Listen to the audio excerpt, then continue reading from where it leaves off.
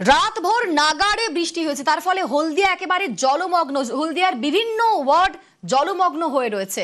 জলমগ্ন পরিস্থিতি নিয়ে কথা, মুখ্যমন্ত্রীর সঙ্গে ভিডিও কলে কথা অগ্নিমিত্রার। প্রধান সচিব অন্তরা আচার্য সহ জেলার আধিকারিকরা।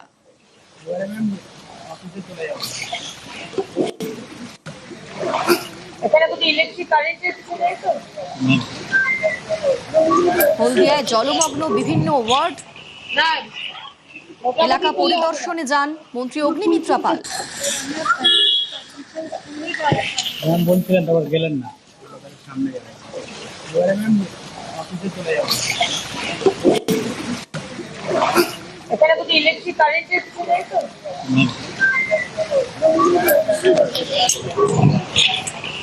বঙ্গোপসাগরের নিম্নচাপ, যার ফলে দক্ষিণে দুর্যোগ, নাগাড়ে বৃষ্টি হচ্ছে।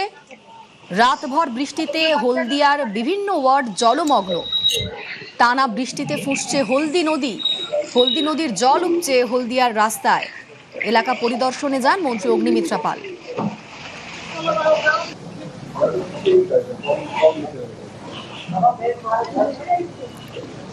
এই দুর্যোগ, হলদিয়ায় দুর্যোগ মোকাবিলায় এনডিআরএফ মোতায়েন করা হয়েছে। পটাশপুর ও হলদিয়ায় এনডিআরএফ মোতায়েন। প্লাবন পরিস্থিতি মোকাবিলাতে কন্ট্রোল রুমও খোলা হয়েছে। পূর্ব মেদিনীপুর, পশ্চিম মেদিনীপুর সহ দক্ষিণবঙ্গের বিশেষ করে উপকূলের জেলা, সেখানে অতি ভারী বৃষ্টি, যার ফলে বিভিন্ন এলাকা জলমগ্ন হয়ে গিয়েছে। আপনাদের হলদিয়ার ছবি দেখাচ্ছি। হলদিয়ায় এলাকা পরিদর্শনে যান মন্ত্রী অগ্নিমিত্রা পাল এবং সেখানে দুর্যোগ মোকাবিলায় এনডিআরএফ মোতায়েন করা হয়েছে। পটাশপুর আর হলদিয়ায় এনডিআরএফ মোতায়েন করা হয়েছে এবং তারই সঙ্গে খোলা হয়েছে কন্ট্রোল রুম।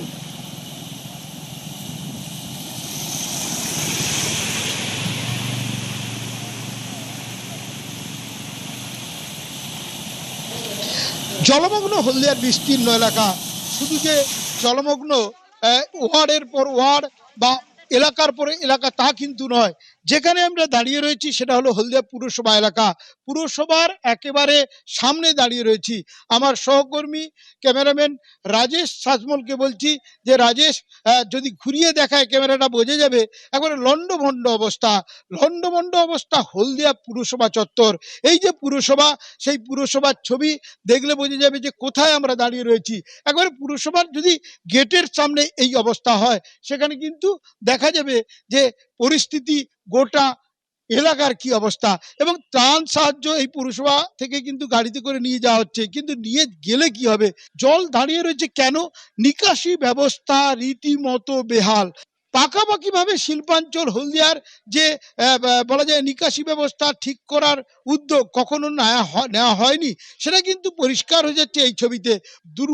দুর্যোগ কাটলেই যাতে পাকাপাকি ভাবে সংস্কার করা হয় নিকাশির, সেটাও দাবি করছেন এলাকার বাসিন্দারা। হলদিয়া থেকে ক্যামেরায় রাজেশ সাজমলের সঙ্গে সুজিত ভৌমিক, নিউজ 18 বাংলা। জলমগ্ন পরিস্থিতি নিয়ে কথা, মুখ্যমন্ত্রীর সঙ্গে ভিডিও কলে কথা অগ্নিমিত্রার।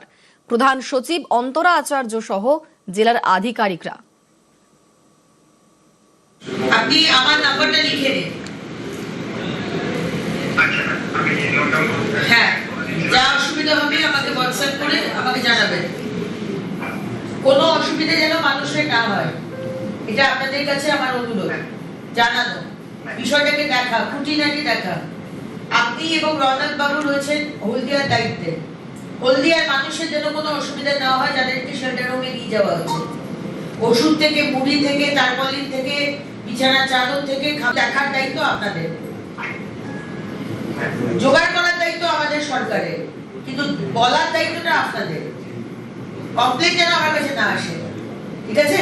আমি এটা ইমিডিয়েটলি আমি এসএম কে বলে আমি এটা ব্যবস্থা করছি।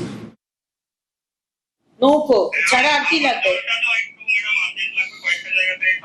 কত বটল লাগবে? জেরিকেন, ট্যাঙ্কার যাবে কি করে জলের মধ্যে?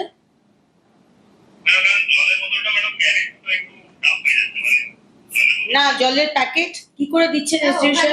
মেশিন আছে আদার ডিপার্টমেন্ট কি পিএইচই ডিপার্টমেন্টে, ওখান থেকে ওরা on the site flood affected এরিয়াতেই ওখানে